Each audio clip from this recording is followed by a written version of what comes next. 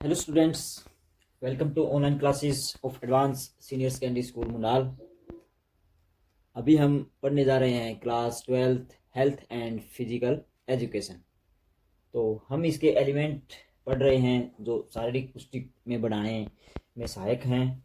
तो इसमें हमने पिछले लेक्चर में स्ट्रेंथ और फ्लेक्सिबिलिटी के बारे में पढ़ा था। आज हम इसके तीसरे तत्व को पढ़ेंगे जिसका नाम है सहन सहन शक्ति, जिसको हम इंग्लिश में इंडोरेंस बोलते हैं। इंडोरेंस तो सहन शक्ति, जैसे आपको वर्ड से ही समझ में आ रहा है, सहन शक्ति, सहने की शक्ति या सहने की क्षमता, इसको सहन क्षमता भी बोल सकते हैं हम। तो सहन शक्ति क्या होता है? किसी कार्य या कोई खेल एक्टिविटी को लंबे समय तक जारी रखने की जो हमारी योग्यता होती है उसको हम सहन शक्ति बोलते हैं, इंडोरेंस बोलते हैं। तो सिंपल अर्थों में इसको हम कह सकते हैं, जो हमारी शरीर की सहने की क्षमता होती है वही इंडोरेंस कहलाता है।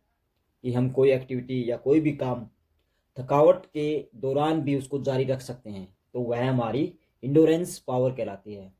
जैसे कि कोई भी एक्टिविटी कर रहे हैं, अगर कुछ समय के बाद ये स्वाभाविक ही है कि हमारी मांसपेशियां थकान अनुभव करने लग जाती हैं, और उस थकान के दौरान भी यदि हम वो कार्य या वो एक्टिविटी जारी रखेंगे तो कुछ समय बाद हमारी जो सहन शक्ति है, इंडोरेंस है, वो अपने आप प्राप्त हो जाएगी, उसको हम धीरे धीरे प्राप्त कर लेंगे। तो उसके लिए काफ़ी एक्सरसाइज है। एक लोकल लैंग्वेज होती है जिसमें इसको स्टेमिना भी बोल देते हैं, STAM, स्टेमिना। तो स्टेमिना भी बोलते हैं, जो एक लॉन्ग टर्म कार्य करने की योग्यता से इसका संबंध है। तो सहन शक्ति का आप समझ गए होंगे। तो इसको बढ़ाया कैसे जाता है, सहन शक्ति को हम कैसे बढ़ा सकते हैं? सहन शक्ति हम उन एक्टिविटी या उन क्रियाओं के द्वारा बढ़ा सकते हैं जिसमें इंटरवल के द्वारा, जैसे हमने पहले शक्ति स्ट्रेंथ एक्सरसाइज में पढ़ा था कि जैसे कुछ अभ्यास ऐसे होते हैं जो हम कंटिन्यू करते हैं, या फिर उनकी जो इंटेंसिटी होती है, जो रिपीटेशन होती है, उसको हम बढ़ाकर इस इंडोरेंस पावर को प्राप्त कर सकते हैं। जैसे टाइम इंटरवल एक्सरसाइज, या पहले हम पढ़ चुके हैं सर्कुलर मेथड। तो ये काफ़ी सारी एक्टिविटी हैं जो हम अपनाकर इंडोरेंस प्राप्त करना चाहते हैं। और आजकल जो खेल क्रियाएं होती हैं उसमें इंडोरेंस का बहुत महत्वपूर्ण योगदान होता है। तो हम कह सकते हैं कि इस सहन शक्ति के बिना हम कोई भी खेल अच्छे से नहीं कर पाएंगे, क्योंकि हमारी मांसपेशियां अगर कुछ समय बाद या काफ़ी अधिक एक्सरसाइज या अधिक एक्टिविटी करने के बाद अगर थकान अनुभव करने लगेंगी तो हम उस कार्य को सही नहीं कर पाएंगे, उस खेल को या एक्टिविटी को हम सही दिशा की तरफ नहीं ले जा पाएंगे और हम वहीं थक जाएंगे। तो इंडोरेंस एक बहुत इम्पोर्टेंट पार्ट है, आज के जो लाइफस्टाइल है उससे भी संबंधित है इसका।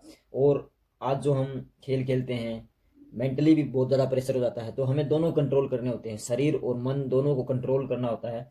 तो उस दौरान भी अगर हम थकते नहीं हैं तो हम अवश्य ही जीत प्राप्त करते हैं। तो इंडोरेंस के भी दो भाग हैं, मैं भी लिख देता हूँ। जो सहन शक्ति हम यूज करते हैं, एक छोटी अवधि के लिए यूज करते हैं, एक लंबे समय के लिए यूज करते हैं। तो छोटी अवधि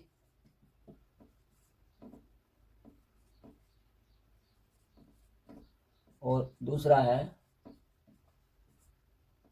लंबी अवधि। छोटी अवधि को हम शॉर्ट टर्म इंडोरेंस बोल सकते हैं, शॉर्ट टर्म इंडोरेंस, और इसको हम बोल सकते हैं लॉन्ग टर्म इंडोरेंस। तो शॉर्ट टर्म इंडोरेंस क्या होता है?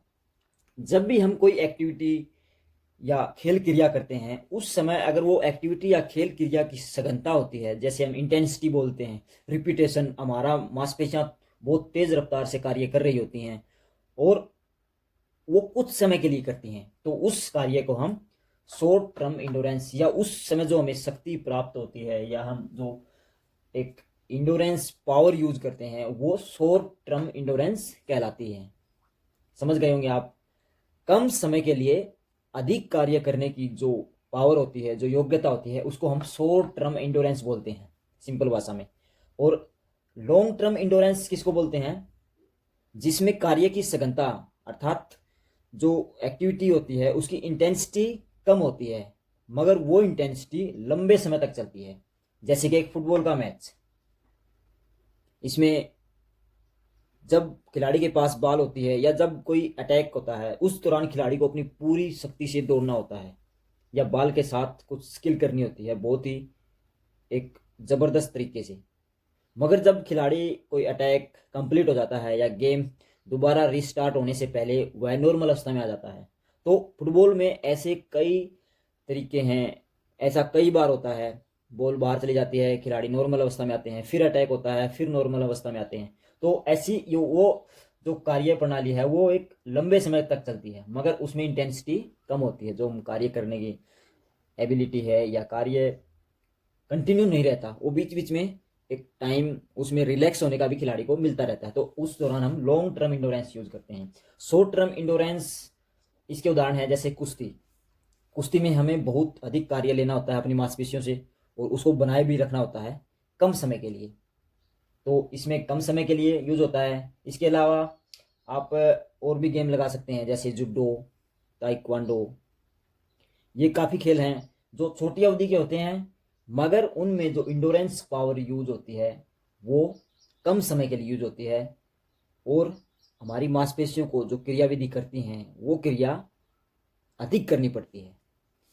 तो आप समझ गए होंगे। ऐसे ही मैंने इसका उदाहरण दिया था। लंबी अवधि के लिए समय बहुत ज़्यादा है और एक्टिविटी कम है, तो सिंपल भाषा में आप समझ गए होंगे।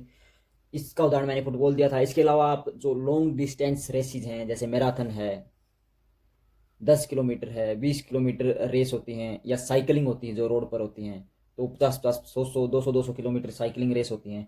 तो उसमें हमें लॉन्ग टर्म इंडोरेंस की ज़रूरत होती है, क्योंकि अगर हम लॉन्ग टर्म इंडोरेंस उस समय यूज नहीं कर पाए तो हम निश्चित ही वो मैच या वो टूर्नामेंट हार जाएंगे। तो ये कुछ सहन शक्ति के भाग थे जो हमने पढ़े।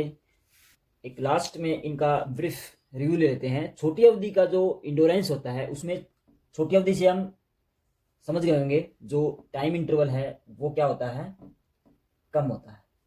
मगर जो एक्टिविटी करते हैं उसकी इंटेंसिटी क्या होती है, इंटेंसिटी ज़्यादा होती है। ये इधर कम, ये इधर ज़्यादा का निशान आपको पता ही है, मैथ में पढ़े भी होगे आप छोटी क्लासों में। तो टाइम कम, समय के लिए हम इंटेंसिटी ज़्यादा कर रहे हैं। लॉन्ग टर्म क्या है, टाइम लंबी अवधि है, टाइम हो गया ज़्यादा, और जो इंटेंसिटी है, जो खेल की कार्य क्षमता है, मांसपेशियां उसमें कार्य कम करती हैं, तो वो क्या हो गया, इंटेंसिटी कम हो गई। तो इसके द्वारा हम इसको अच्छे से समझ जाएंगे। ये है छोटी अवधि के लिए और ये है लंबी अवधि के लिए। तो बच्चों अभी हमने इसके 3 पार्ट पढ़ लिए हैं जो शारीरिक पुष्टि को बढ़ाने में, उसको बनाए रखने में बहुत ही हेल्पफुल हैं। जैसा कि हमने शुरू में पढ़ा था, इसके टोटल 5 भाग हैं। तो 2 भाग हम नेक्स्ट लेक्चर में करेंगे। तब तक आप इसको वीडियो को देखें और इसको अच्छे से समझें।